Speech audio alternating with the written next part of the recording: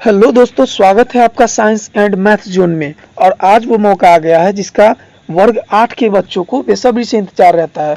वैसे बच्चे आपके आसपास के जो क्लास 8 में पढ़ रहे हैं, चाहे वो सरकारी विद्यालय में पढ़ रहे हो या प्राइवेट विद्यालय में पढ़ रहे हो, उनको प्रत्येक माह 1000 रुपये अर्थात प्रत्येक वर्ष 12,000 रुपये पाने का मौका मिल सकता है, जो कि सरकार की एक योजना है, राष्ट्रीय आय सह मेधा छात्रवृत्ति योजना। इस योजना में आपको एक एग्ज़ाम देना पड़ता है और उसके बाद आप जब उस एग्ज़ाम में पास होते हैं, स्कॉलरशिप के एग्ज़ाम में जब आप पास हो जाते हैं, तो सरकार आपको प्रत्येक वर्ष 12,000 रुपये इंटरमीडिएट तक की पढ़ाई के लिए देता है। तो चलिए जानते हैं। इस वीडियो में मैं आपको बताऊंगा कि कब से फॉर्म भराना है, फॉर्म भराने में क्या क्या लगेगा, क्या क्या पढ़ना है, ये सारी चीज़ें मैं आपको इस वीडियो में बताऊंगा। तो चलिए शुरू करते हैं।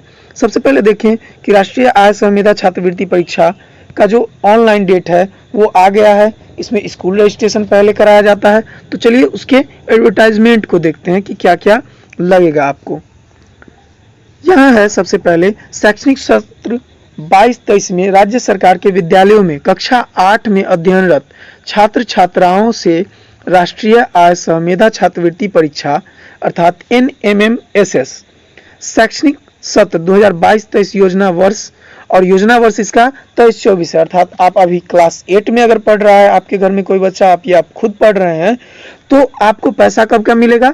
23-24 का मिलेगा 9th के लिए, क्योंकि 9th में आप 23-24 सेशन में जाइएगा। फिर आपको 24-25 का मिलेगा, 26-27 मिलेगा और 27-28 मिलेगा। मतलब 2028 तक आपको सरकार पढ़ने के लिए प्रत्येक वर्ष 12,000 रुपये आपको देगी। चलिए इसकी क्या क्या प्रक्रिया है समझ लेते हैं। परीक्षा के आयोजन के संबंध में विस्तृत जानकारी निम्नवत है। यह कहता है कि राष्ट्रीय आय सह मेधा छात्रवृत्ति योजना शिक्षा मंत्रालय भारत सरकार द्वारा आर्थिक रूप से कमजोर मेधावी छात्र छात्राओं के लिए राष्ट्रीय आय सह मेधा छात्रवृत्ति योजना national means cum merit scholarship scheme प्रारंभ किया है। इस योजना के अंतर्गत राज्य के राजकीयकृत राज्य सरकार, भारत सरकार के अनुदान से संचालित विद्यालयों, मान्यता प्राप्त अनुदानित अल्पसंख्यक विद्यालयों अर्थात मदरसा एवं संस्कृत विद्यालयों, ठीक है, या जो मान्यता प्राप्त स्कूल हैं प्राइवेट भी, एवं विविध रूप से अध्ययनरत छात्र छात्राओं को कक्षा 9 से कक्षा 12वीं तक अर्थात 9 to 12 तक पढ़ाई के लिए शिक्षा मंत्रालय भारत सरकार नई दिल्ली द्वारा प्रतिवर्ष 12,000 रुपये छात्रवृत्ति की प्रदान की जाएगी।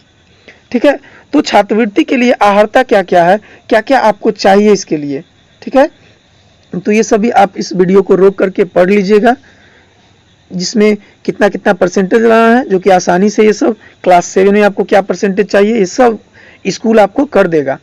चलिए आगे बात करते हैं। और यहाँ पर बताया है कि सभी स्रोतों से 3,50,000 रुपये से अधिक नहीं होनी चाहिए। चलिए आप एक जरूरी बात करते हैं। यहाँ पे एक बात है कि आपको इस फॉर्म को अप्लाई करने के लिए, इस आवेदन को अप्लाई करने के लिए आपको जाति प्रमाण पत्र, आय प्रमाण पत्र और निवास प्रमाण पत्र, ये तीनों बनवाने होंगे।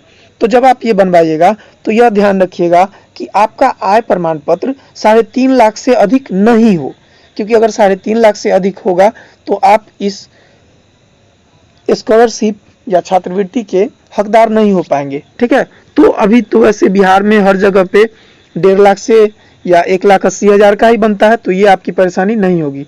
ठीक, चलिए आगे बढ़ते हैं। परीक्षा शुल्क सबसे बेजोर बात है, परीक्षा शुल्क नहीं होती है, इसमें कोई आपको पैसा नहीं लगेगा फॉर्म भरने के लिए। परीक्षा केंद्र क्या होगा?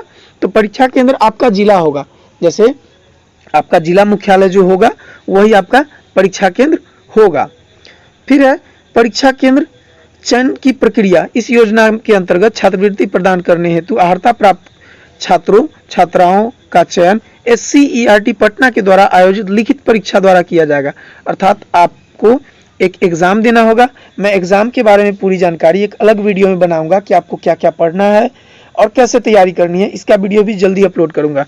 यहाँ देखिए इस बार बिहार का जो सीट है वो 5433 मिला है। इसी तरह से अन्य राज्यों में भी अलग अलग सीट आवंटित किए जाते हैं और पूरे भारत से कुल 1 लाख बच्चे पास होते हैं। जो हल्का सा भी तेज है पढ़ने में, जो टैलेंटेड है, वो इस परीक्षा को आसानी से निकाल लेता है। मैंने खुद कई बच्चों को पढ़ाया इसके बारे में, अब तक 100 से अधिक बच्चों को मैंने पास करवाया इस परीक्षा को। 2013 से। चलिए आगे देखते हैं। आरक्षण। इस छात्रवृत्ति योजना के अंतर्गत राज्य सरकार के आरक्षण नियमावली के अनुसार कोटिवार आरक्षण लागू होगा। अर्थात 180 क्वेश्चन होता है, उस 180 क्वेश्चन में से अगर आप 90 क्वेश्चन भी बना लेते हैं तो भी आप इस परीक्षा में पास माने जाएंगे, और पास होता है कई लोग। यहाँ जाति प्रमाण पत्र बनवाना है। आर्थिक रूप से कमजोर वर्ग के आवेदकों के लिए 3.5 लाख से कम का आय प्रमाण पत्र भी बनवा लेना है। ठीक है। उसके बाद माता पिता के सभी स्रोतों से 3,50,000 से कम आय होना चाहिए। निःशक्तता प्रमाण पत्र, अगर कोई विकलांग है, ठीक है, दिव्यांग है, तो उनके लिए आप 40% निःशक्तता का प्रतिशत होना चाहिए, तभी वो निःशक्त माने जाएंगे। ये सभी प्रक्रियाएं हैं। ये तो हो गई फॉर्म भरने की बात। अब हम देखते हैं कि यह फॉर्म अप्लाई कब से होगी, इसके बारे में थोड़ी सी जानकारी ली जाए। यहाँ पे देखिए परीक्षा के बारे में एक जानकारी और दी गई है कि मानसिक योग्यता परीक्षा अर्थात मैट और शैक्षणिक योग्यता परीक्षा अर्थात सेट, यहाँ पे ये दोनों परीक्षाएं जो होंगी वो दोनों परीक्षाएं 90-90 मिनट की होंगी। 2 सत्र में परीक्षा होगा। एक परीक्षा आपकी होगी जिसमें आपको 90 मिनट दिया जाएगा, ठीक है, और 90 क्वेश्चन को सोल्व करना होगा। फिर दूसरी पाली में परीक्षा होगी और उसमें भी आपको 90 प्रश्न दिए जाएंगे और 90 मिनट दिए जाएंगे। और इसमें क्या क्या पूछा जाएगा तो इसकी लिए मैं एक अलग वीडियो बना दूंगा और उसमें पूरा डिटेल करूंगा। यहाँ देखिए सामान्य वर्ग 40% बनाना है, मतलब समझ रहे हैं कि 54 नंबर पर भी ये पास हो सकते हैं। ठीक है। उसके बाद है मतलब 40% है तो 72 नंबर लाना होगा सामान्य वर्ग के लिए। अनुसूचित जाति जनजाति और निःशक्त के लिए मात्र 32% है, तो बहुत ही कम परसेंटेज होता है, आप आसानी से पा सकते हैं। और ऑब्जेक्टिव क्वेश्चन होता है, एक प्रश्न रहेगा, उसके 4 विकल्प रहेंगे, आप आसानी से उसको बना सकते हैं और एग्जाम में ज़्यादा परेशानी नहीं होती है, आप आसानी से इसकी तैयारी कर सकते हैं। और अभी समय भी है। चलिए देखते हैं कौन कौन सी चीज़ें कब होनी है। ऑनलाइन एप्लीकेशन पोर्टल पर विद्यालय का पंजीकरण, तो विद्यालय का पंजीकरण 12/10 से लेकर के 29/10 तक होना है। तो आप जिस विद्यालय में पढ़ रहे हैं, सबसे जरूरी बात समझिएगा, जो बच्चा जिस विद्यालय में पढ़ रहा है उस विद्यालय का रजिस्ट्रेशन हो चुका होता है। ठीक है। प्रत्येक विद्यालय को डिस्ट्रिक्ट ऑफिस से ही अब कॉल आ जाता है कि आपको SCERT पर जाकर के जो पोर्टल है उस पर आपको पंजीकरण करा लेना है, रजिस्ट्रेशन करा लेना है। तो सभी विद्यालय का रजिस्ट्रेशन हो जाता है। आप जब ऑनलाइन कराने जाइएगा फॉर्म, तो आप देखिएगा कि आप जब ऑनलाइन कर रहे हैं, जो साइबर कैफे वाला होगा उसको ऑनलाइन करने के लिए दीजिएगा, तो यह पूछेगा कि मेरा जो स्कूल है उसका रजिस्ट्रेशन हो चुका है या नहीं। अन्यथा आप अपने प्रधानाध्यापक को, हेडमास्टर को कहिएगा, वो अपने विद्यालय का रजिस्ट्रेशन करा लेंगे। उसके बाद आवेदकों द्वारा ऑनलाइन एप्लीकेशन पोर्टल पर रजिस्ट्रेशन और ऑनलाइन एप्लीकेशन सबमिशन करने का जो तिथि है वह 12/10/2022 से 6/11/2022 तक, अर्थात 6 नवंबर तक का समय है। काफी लंबा समय है। इतने समय में आप जाति प्रमाण पत्र, आय प्रमाण पत्र, निवास प्रमाण पत्र ये तीनों बनवा सकते हैं। साथ ही फॉर्म अप्लाई आसानी से कर सकते हैं।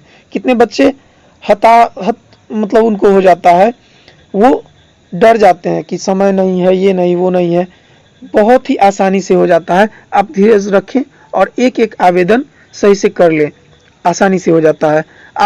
आवेदकों द्वारा सबमिट किए गए ऑनलाइन एप्लीकेशन का विद्यालय स्तर पर ऑनलाइन अप्रूवल करने का काम आपका नहीं होता है, वो स्कूल करता है, तो स्कूल कर लेगा। ऑनलाइन प्रवेश प्राप्त करना, तो प्रवेश पत्र जो प्राप्त करना है, एडमिट कार्ड आपका आएगा, दिसंबर में एडमिट कार्ड आएगा और दिसंबर में ही एग्जाम होना है। 18 दिसंबर को एग्जाम होना है और 30 दिसंबर को जो औपबंधिक उत्तर कुंजी है वो आ जाएगी और फिर 2-3 महीने में रिजल्ट आ जाता है।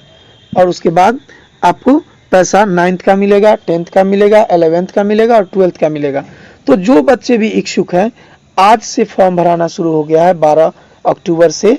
आज से आप जाकर के अपने नज़दीकी साइबर कैफे में सही शुद्ध स्कूल को चुन करके, जो आपका स्कूल है उसी स्कूल को चुन करके और फॉर्म भर लीजिए और इस योजना का लाभ उठा सकते हैं। धन्यवाद।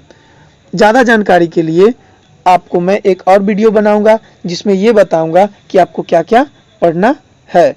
धन्यवाद।